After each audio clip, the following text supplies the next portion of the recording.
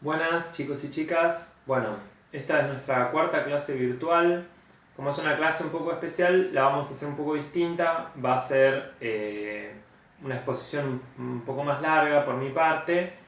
Y les voy a agregar un texto mucho más corto, que es el texto de las redes de Foucault, las redes del poder.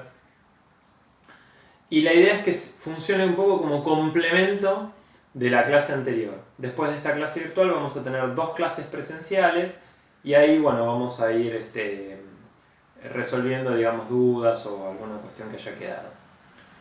En este texto de Foucault, ¿por qué lo menciono como complemento? Porque es un texto que les va a servir para leer como en paralelo a los otros textos feministas que les di la clase pasada.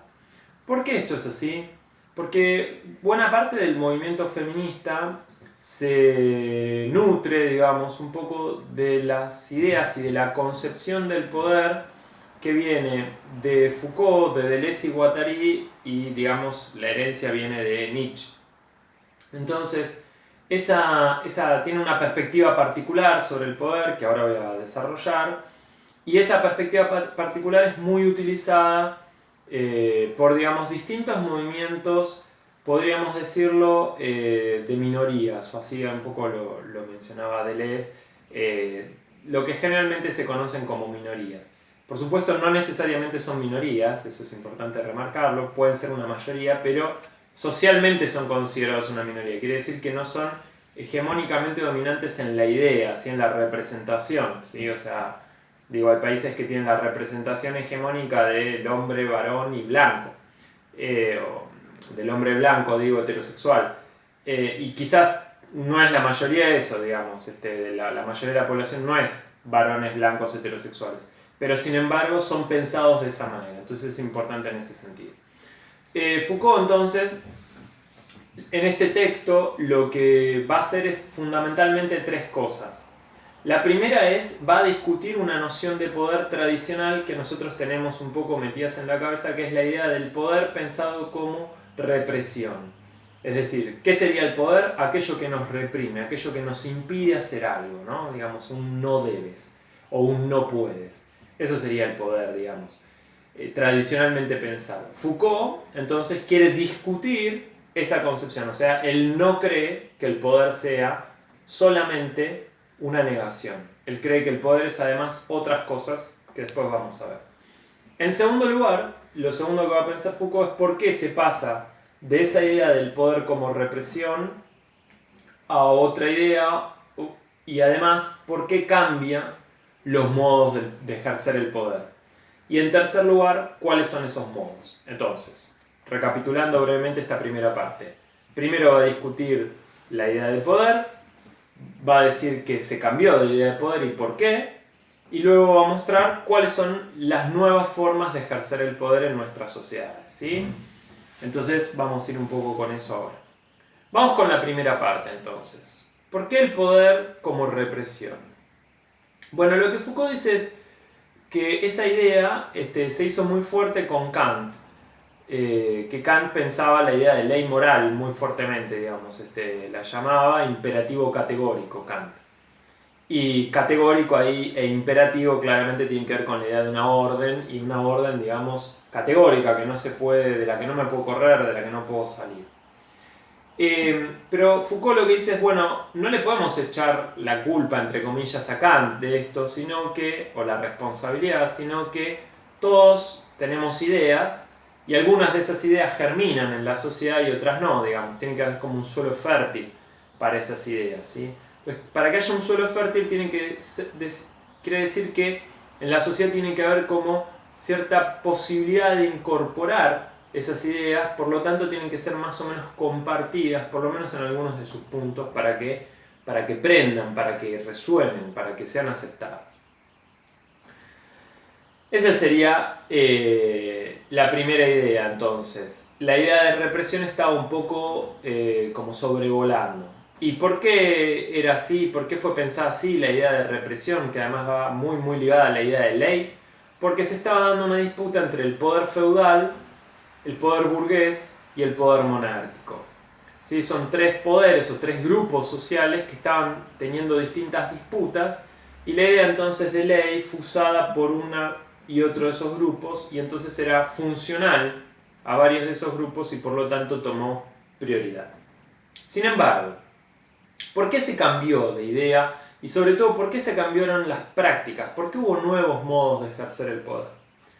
Básicamente por lo siguiente.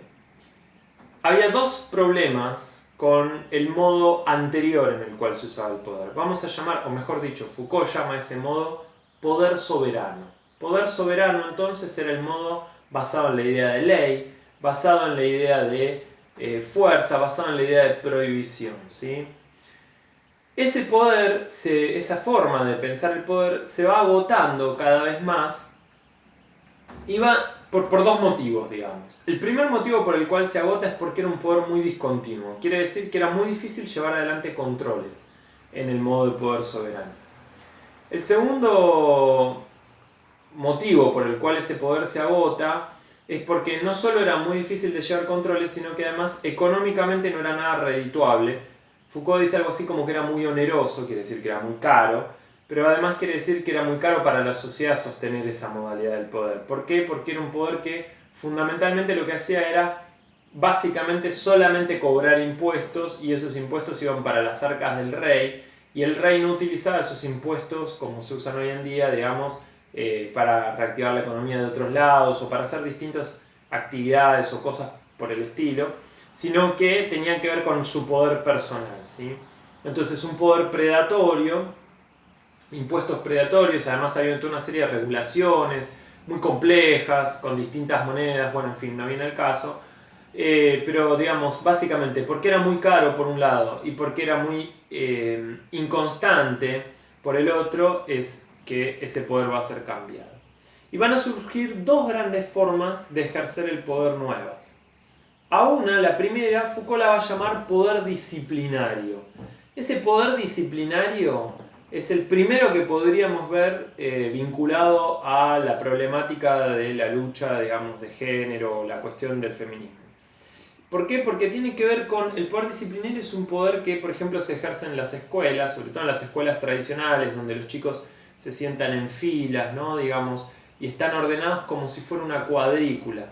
Esa estructura de poder viene del ejército, los campamentos se organizaban así, y se les enseñaba toda una serie de movimientos a los soldados para que sean repetitivos, ¿no? Digamos, y esa repetición les daba eficiencia. Esto después se llevó a las fábricas también, y lo mismo se hizo en los colegios, en las cárceles, etc. Este poder disciplinario se basa fundamentalmente en dos elementos, y el primero es que es un poder de vigilancia, o sea, la idea es una vigilancia permanente, y el segundo es que es un poder que individualiza.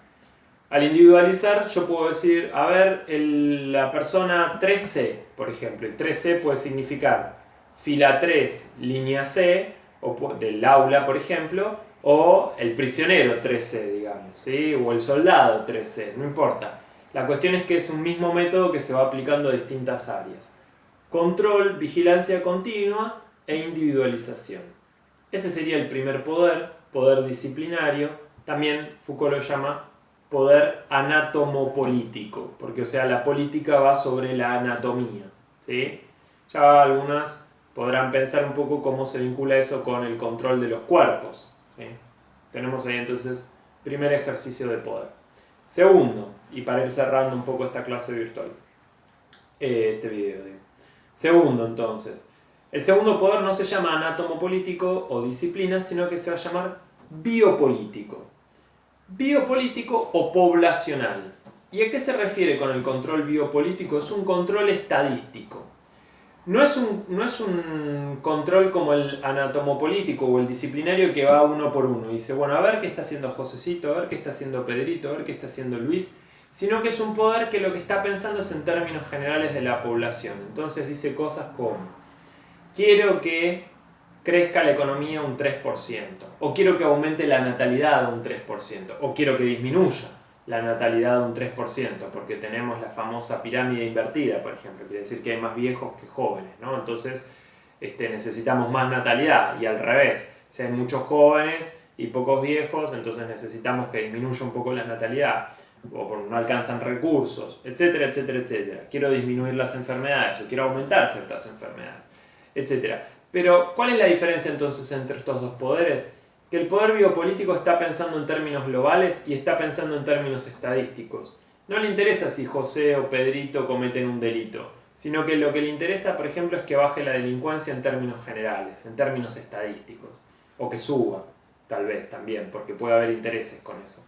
Pero se entiende, digamos, espero, la diferencia. En cambio, el anátomo político lo que hace es va a buscar a ver si Pedrito o José son los ladrones, digamos. Y si lo son, entonces hay que reformarlos y hay que hacer algo que es muy común dentro del poder disciplinario, que se llama normalizar. Es decir, que el poder disciplinario es un poder que lo que hace es busca una normalidad que es definida de antemano, a priori, no tiene ninguna vinculación con los hechos.